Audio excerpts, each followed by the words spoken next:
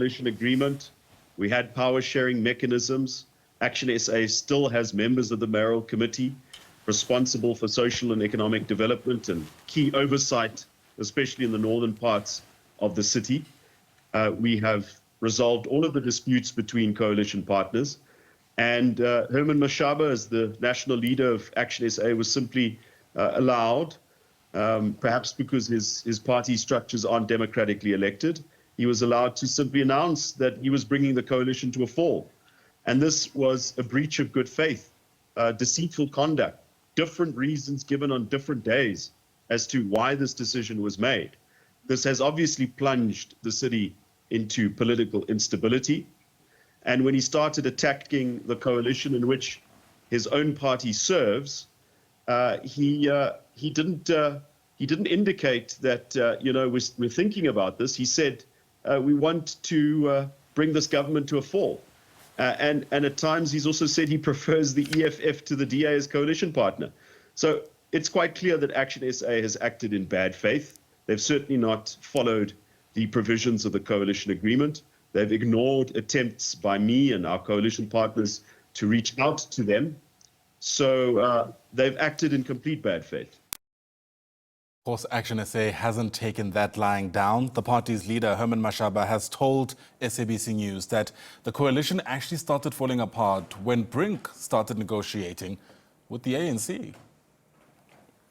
I would really want the DA to move on in their lives, because that is really what they wanted. We were under impression, an illusion as ActionSA, that we are governing with this difficult partner, but I think for the sake of our residents, we will take their pain until 2026.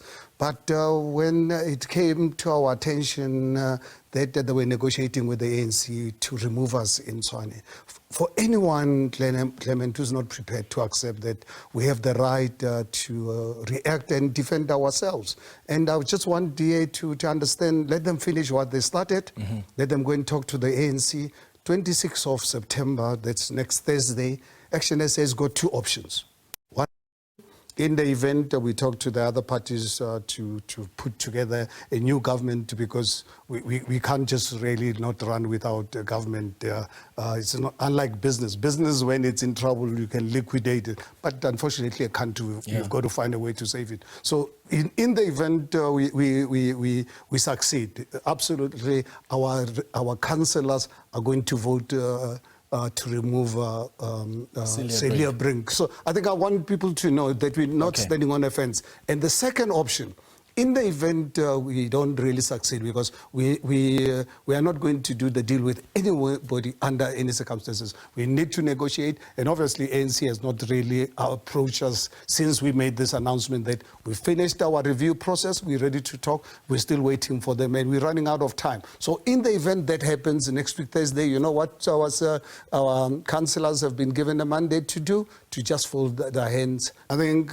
look at from day one and really follow not obviously the propaganda unleashed by the DA, misleading society. What triggered ActionSA's reaction was them negotiating with the ANC to remove us from Tshwane. Luckily for us, at the time, the ANC Gauteng rejected their proposal. But this came to our attention, and ANC then approached us, and that's why we then said, okay, let's talk. But please give us an opportunity to consult with our structures, allow us to do the review. I'm also going overseas. I've got a long-standing arrangements to go overseas. But by the time I come back, the review process will be done, because we've said to our guys, in 2 weeks' time, make sure that this review process is done. So, as you are aware, last Saturday in Salisbury, I made the announcement about us pulling out of this arrangement. And obviously, the review process then revealed even more damaging issues, more especially after DA went on this campaign projecting Cilliers Brink as one of the best mayor God ever created, which was unfortunate. And if you one day you'll get access to our report, you will see his track record, the DA's track record of governance in Tshwane since 2016, including now to governing with them with all these challenges. But the challenges of Tshwane can be resolved. It's not like, I mean, as I said, if Tshwane